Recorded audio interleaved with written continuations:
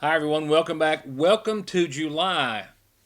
Literally and weatherly as well. It's the best I can do. It is July the 1st, and it's going to feel like July for the next several days. And the very best news to go along with that is that we're out of the showers. A slight chance this evening for a little bit, a very little bit. But for the next several days, an even drier and warmer forecast than I had for you last evening, which will coincide nicely with your 4th of July weekend. That's coming in just a few moments. We'll have some updates for you in regards to the manhunt still ongoing in Johnson County.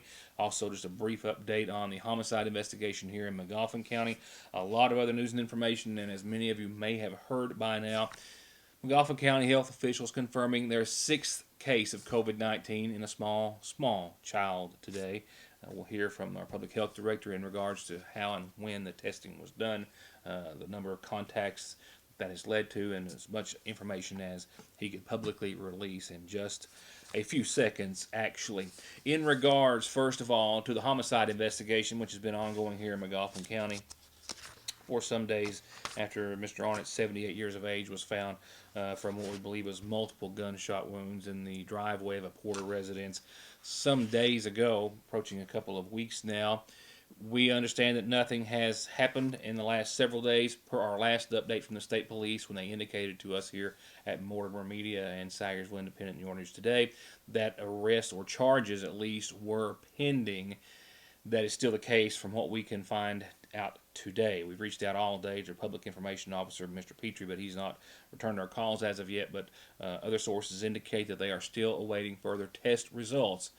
Is one of the things that might be leading to charges coming at some point, perhaps sooner than later. But we believe still, as per our last update from the state police last week, that charges are still to be presented against an individual in that shooting death. So that's all I have to offer you at this hour with an update. I'll have an update on the shooting in Johnson County in just a few moments. Right now, though, we need to start talking about COVID-19, as it has shaken, I'm sure, a local family and a local community as well today here in McGoffin County. Just to take a look at some coronavirus numbers around the area, Morgan County announced their most recent case yesterday.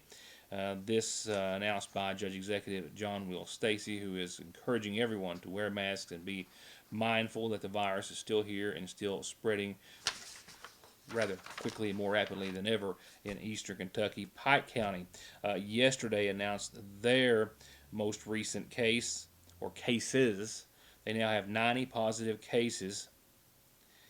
We're nearing 90 at 87 total. 2 new cases were announced yesterday, 25 active in Pike County.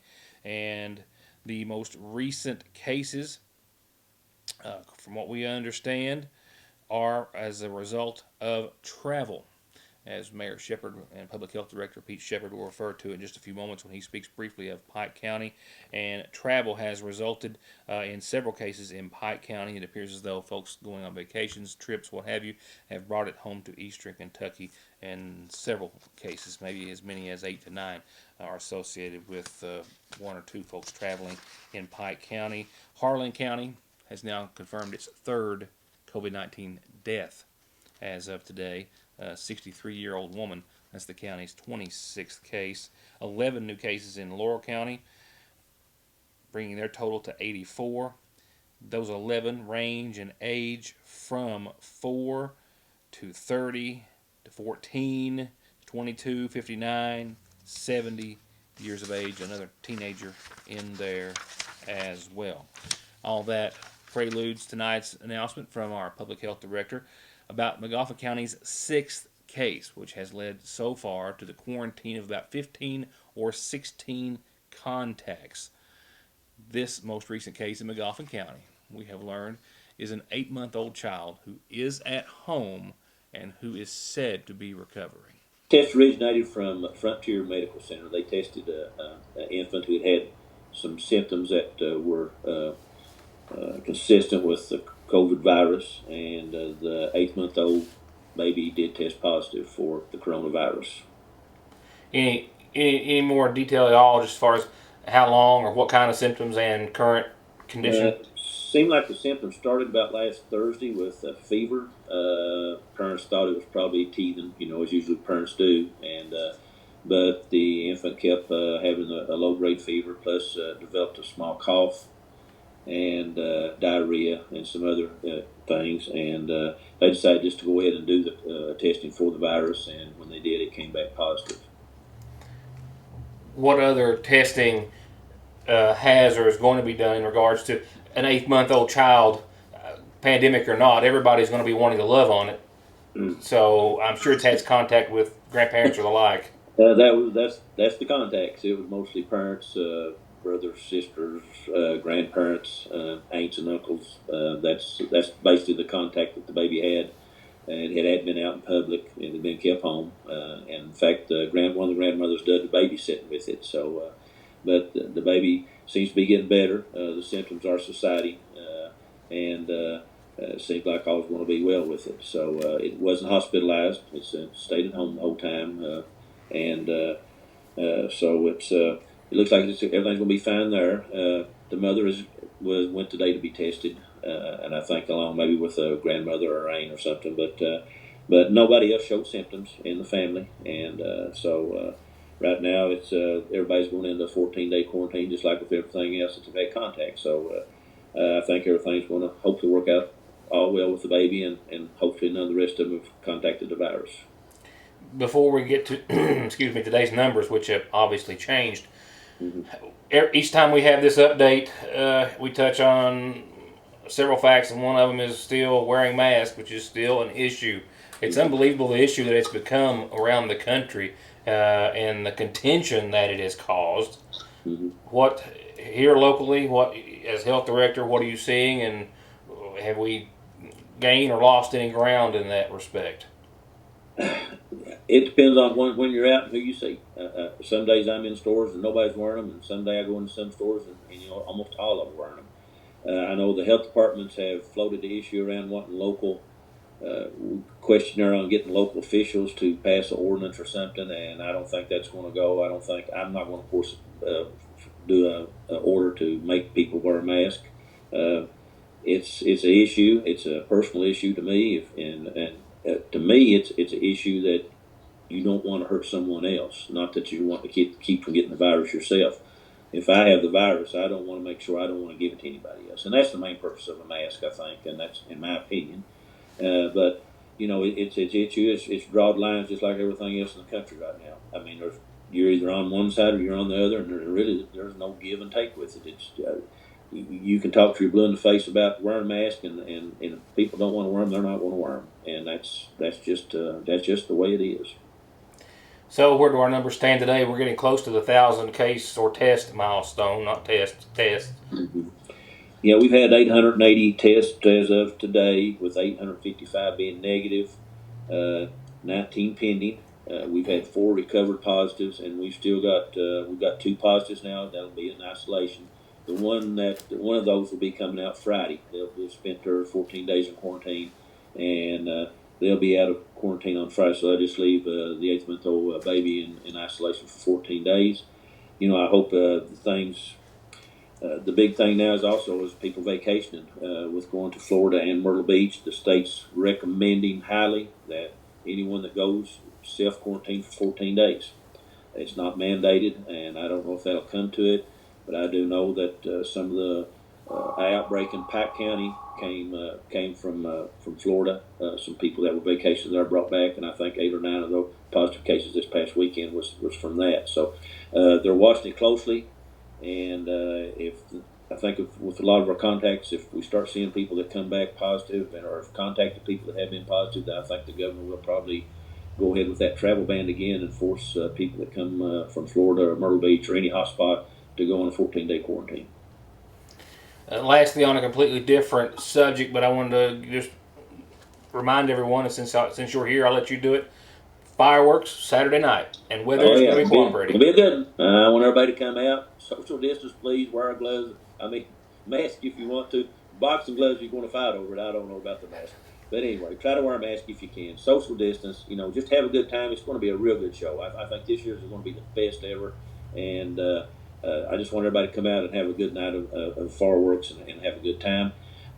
I've heard that maybe a couple of food booths that maybe want to set up. If they do, just social distance when you go. If they have food, if they do that, it'll be probably somewhere around City Hall or City Park that they'll be putting a booth or two in, and if that you can have something to eat before and drink for the fireworks. But I just want everybody to come out and have a safe and good time, and we'll try to have. Somebody at all the red lights says everybody leaves and get everybody out. We kind of had a traffic jam last year, but we're going to try to alleviate this year and have everything under control. Back to COVID-19 for a statewide update. The governor's office just a few moments ago confirming 220 new cases were reported today, bringing Kentucky's total to 15,842. There were also 7 more Kentuckians who have said to lost their lives since I updated you last, and since the governor did as well, bringing our total to 572 Kentucky lives lost. The deaths reported today range in age from 54 to 63, all the way up to 94 and 97. I'll be right back.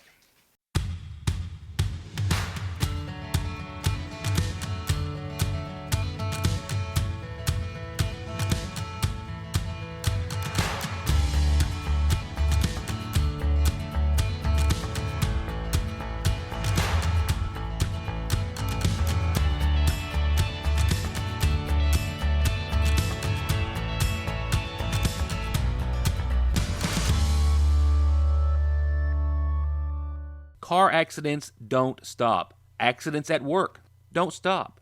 Disability and SSI cases don't stop. Your legal needs and concerns don't stop for the coronavirus, and neither does McFarland and Tinker. They are open, able to schedule appointments per CDC guidelines, and always available for telephone and video conferences. Please, be safe, be smart, stay home, and don't let your legal needs fall victim to the pandemic. Call McFarland and Tinker and let them take care of them for you. Come to Parkway Pharmacy in Sagersville and get your prescriptions filled, your over-the-counter medications, and immune system boosters, all from the safety and comfort of your own vehicle, either in their drive-thru or with their new curbside service. You can also call ahead or just download the MyGNP app, that's Good Neighbor Pharmacy, and refill and manage your prescriptions right from your device, helping you and yours stay healthy and safe. Parkway Pharmacy in Sagersville, 349-4400. Times have changed, now and suddenly more than ever. Our lobbies might be closed, but the Sagersville National Bank wants to remind our customers that we're still here, we're still working to provide our community with as many services as possible. During this time especially, we encourage all of our customers to take advantage of all the options we offer to manage your accounts from the convenience of your home. 24-hour internet banking and bill pay, 24-hour telephone banking, remote deposit, automatic loan payments, and wire transfers are also still available to our customers. And we're still here during our normal hours. Mondays through Fridays, the main drive-thru is open from 8 until 3, and the branch drive-thru is open from 8 until 5. And the branch drive-thru is also open on weekends, Saturdays 8 until noon, with ATMs available 24/7 at both locations. All Pro understands that we are all just trying to make it through these most difficult of times, and they want you to know that they're here to help with any repairs or projects that you need done. Big or small, doesn't matter. They've got 0% financing for 18 months and long-term financing if you need it. If you need anything from a new gutter to a new house or a new garage, call All Pro Gutter Works and Construction, 349-9999. Couple of things you'll be able to read more about in tomorrow's edition of the Sagersville Independent, by the way, which includes this, among a lot of things, and a lot of sports-related news. We've been very pleased to give you some really good sports material and stories since there haven't been any sports, but now the anticipation is getting there. We're starting to talk about future sports, we hope, but there's a lot of great sports stories that you'll find in tomorrow's edition. Also, the Sagersville fireworks display, several auto accidents, negotiations between ARH employees, the union there, as they are still contemplating or discussing possible strike, a complete list of election results and statistics for the Magoffin County election, and a couple of other things. Magoffin County High School class of 79 starting a tree farm, more in depth than I had even tonight, update on COVID-19. Throwback Thursday, we're going to throw you back to 1998. It's That's all I'm going to tell you. Brought to you by Grover Arnott, attorney at law, sponsoring our weekly Throwback Thursday page as we take a look back in the history of the Sagersville Independent over the course of many decades. Two other reports that you'll find in their entirety tomorrow, but very important, deal with the summer feeding program from the Magoffin County High School, which is changing next week, and driver's license test.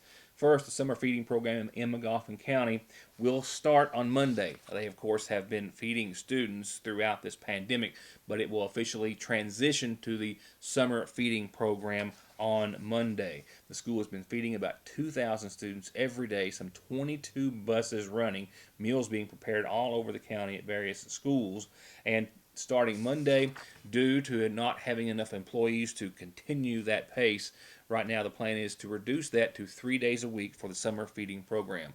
Lunch as well as a breakfast meal of some sort provided for the following day. Now, as well, I think of interest to everyone, not just students, staff, and parents and the like, but everyone, on a related note about when school classes may start in Magoffin County. Well, a regional superintendent meeting has been set for this coming Tuesday, after which school districts are going to have some more direction as how they're going to continue classes this fall and when those classes are going to start. By press time for the Sagersville Independent next week, I may have it a bit earlier here on Your News Today. We will likely have an announcement, a definite start date for Magoffin County schools and how they are going to conduct classes, whether it be all in person, in home, a hybrid of the two, what have you. I can confirm to you, however, that other schools, including Paintsville Independent, are announcing to this week, as of last evening, that they will be starting classes on September the 1st. I do not know, I look for that to be a similar, give or take a week, starting date for Magoffin County schools, but that decision has not even been made as of yet. But I doubt that we will see classes start before the 1st of September here in Magoffin County. And we'll know more about that next week after your 4th of July holiday. And driver's license testing, real quick, Magoffin County Circuit Clerk Tanya Ward told us here at Mortimer Media that the skills test, the road test, will be conducted locally starting next week on Tuesday, July the 7th, and running every Tuesday, as was the schedule, of course, prior to the pandemic. Due to social distancing and health protocols, Ward said anyone wanting to take the road test will have to call her office at 349-2215 and schedule an appointment for those Tuesdays. On July the 7th and the 14th, the license examiner is conducting skills tests at the Ramey Park starting at 8:20 in the morning through 1:40, with tests scheduled 20 minutes apart instead of having everyone there at 8 and waiting your turn. More on that in tomorrow's edition of the Sagersville Independent. Many more headlines tonight, but first, let's go on over to tonight's community calendar for Birthday Wish. Well, let's see. Ernie Keaton, the calls started coming in yesterday and came from your girlfriend. They came from your stepdaughter in West Virginia and the grandkids and a list of family and friends. And they all said, wish Ernie Keaton a happy birthday. And as one of them said, a happy 50th birthday to you. Happy birthday, Ernie Keaton. Happy birthday. And still, besides birthdays and anniversaries, a relatively brief community calendar. But when you've got something, you know where to send it, right?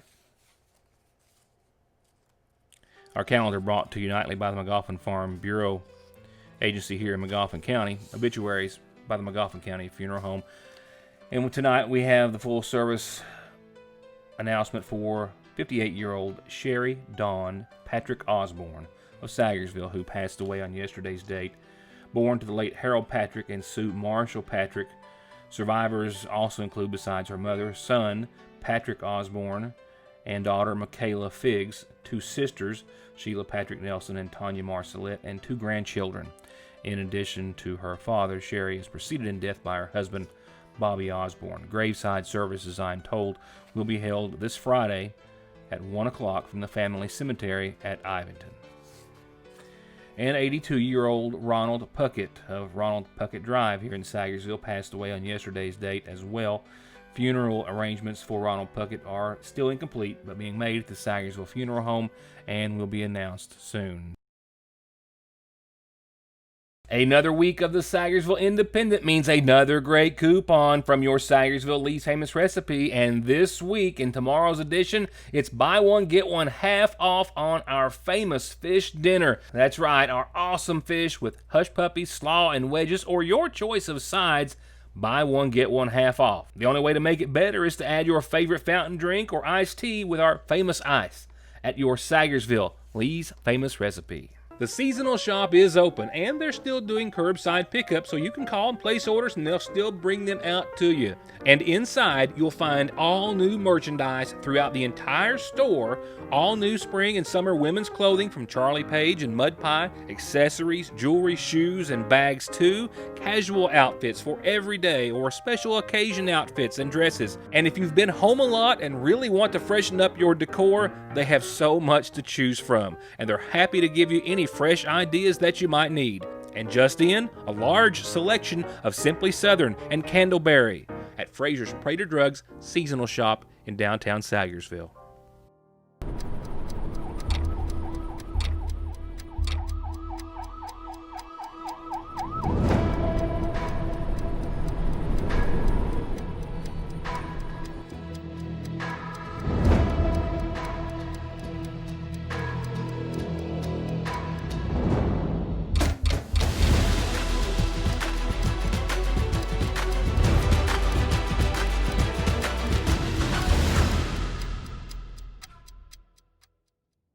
There is never a good time for a breakdown. They will happen, and your car at some point is going to need some repairs and maintenance. And Black Smoke Performance is open and here with professional, fast, safe service. And just in time for warm weather, they now have certified full air conditioning, diagnostics, and repair to keep you cool in whatever you drive. Black Smoke Performance, 349-8785. Two other headlines to pass along tonight. First, an update on the shooting that took place in Johnson County this week. I just had an update from Sheriff Doug Saylor in regards to the manhunt, which is still underway for this man. As Johnson County Sheriff Doug Saylor confirmed to us last night in an interview that you see a portion here of, Monday afternoon around 2 o'clock or so, they responded to a shooting in the Sitka area of Johnson County, specifically on Punchin, where they found 44-year-old James Jason McKenzie of Sitka injured, I think one bullet, as the sheriff put it, that his hand and then entered his body as well and his torso somewhere in that vicinity. He was taken to the hospital for treatment. His condition was unknown at that time, still is, but witnesses soon thereafter identified this man, 27-year-old Joshua Caudill of Stambo, as the man who fired the gun. They later found the car that he fled the scene in, but still, they have not found Caudill. They are still looking for any help from anyone in the community who may have any information about his whereabouts. If you do, please call the Kentucky State Police or the Johnson County Sheriff's Department. And Saylor still stresses that he is still to be considered armed and dangerous. And as I reported to you last night, I found jail records that indicated that he had been earlier this year arrested on serious felony charges of assault in the first and strangulation in the first and other charges, but per state COVID-19 guidelines was released some weeks ago. And the Sheriff's Department was actually looking for him prior to the shooting, days prior, as he was one of many people named in several indictments released by the Johnson County Grand Jury last week for those same charges that he was already being incarcerated on. If you have any information, contact the Johnson County Sheriff's Department or the Kentucky State Police. In other news, a Stanton man was arrested very early yesterday morning at 4 a.m. traveling through Magoffin County under the influence, he admitted to authorities, charged with a laundry list of charges, including no insurance, no driver's license, and DUI. But he also had some counterfeit items in his possession, which all as well resulted in him being taken to the Big Sandy. It was around 4 o'clock yesterday morning when Officer Mike Nichols stopped a car on 460. He says that he got behind the vehicle and noticed that the tags had expired. After making a traffic stop, he also learned that 42-year-old Horace Napier of Stanton didn't have a driver's license, was driving under the influence. There was no insurance, no registration, no paperwork at all, making the car legal to be on the roadway. And after giving him field sobriety test, he notes that Napier was unable to follow any directions or conduct or take any of the field sobriety tests. He also admitted to smoking methamphetamine prior to the traffic stop. As a result, he was charged with no registration nor expired registration, no registration plates, no driver's license, operating motor vehicle under the influence, as well as he was charged with criminal possession of a forged instrument after Nichols notes that he was found to be in possession of 3 counterfeit $100 bills. No information was given to us at this time where the counterfeit money was believed to have come from, but that remains under investigation. Well, let's wrap it up with your weather forecast. It's now officially July, and we now officially have a forecast that kind of rings true with the calendar. And it's also not a wet one 4 days. Get ready for the heat and the humidity, though, to roll in. I doubt we'll hear many complaints after all the rain. Yesterday's downpour, and as you see behind me now, we have nothing on the radar overhead and some blue skies and a few clouds. But those showers, like what we saw yesterday in Sagersville, and some folks have seen today, are just effortlessly, well, wrong word, barely moving at all. And when they start to put down heavy rain, they just kind of stay there and do so. And yesterday evening's downpour after I left you last evening was one of the hardest that I've seen in my house in quite some time. And a lot of folks are still seeing those today. Right now, we're out of that scenario, and the forecast has everyone out of it in the days ahead and through the Independence Day holiday. Getting the best deal on the best tires with the best service has never been easier. Just log on to ConleyTire.net, check out the latest rebates, sales, and promotions, pick out the tires you want, and email, call, or come by. For huge savings from the family who's been proudly serving the area for over 32 years. Conley Tire in Staffordsville, 297-2424. Yes, we are going to be in for some dry, albeit hot and humid conditions for the weekend, but that is better than being drenched in heavy downpours and scattered showers that have been relentlessly bombarding the area for days. Enough about that. A low of 67 degrees tonight.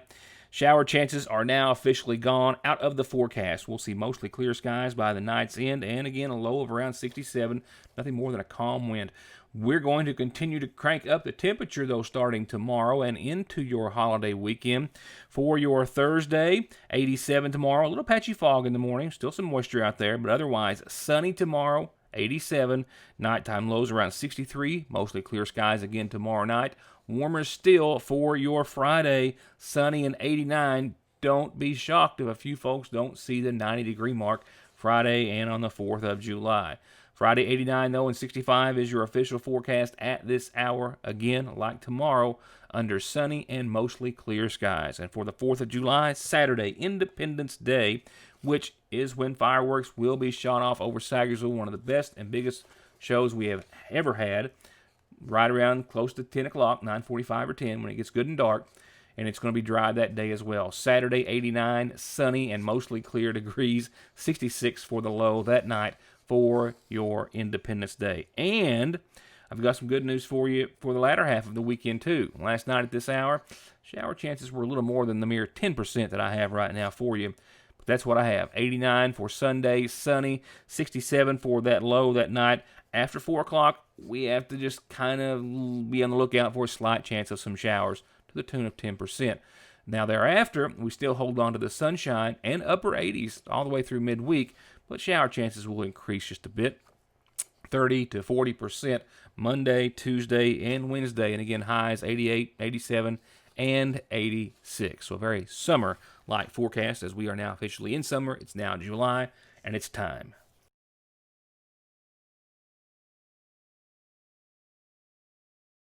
And that will wrap it up for tonight. We thank you for being a part of the program. I encourage you to get an edition of the Sagersville Independent tomorrow as soon as possible. Not only will you find that great coupon for the buy one, get one half off fish deal at your Sagersville Lee's famous recipe, but all the great news and information, and of course, otherwise, things that you'll just not find anywhere else. It hits the newsstands tomorrow, and you can still get a full high-resolution version of it online for free throughout the pandemic, just simply going to our website at SagersvilleIndependent.com or YourNewsToday.com, same site, or find us on social media at Sagersville Independent on Facebook. The link, it will be there. You'll be able to see the paper in its entirety in full high resolution for your viewing and reading and informational pleasure.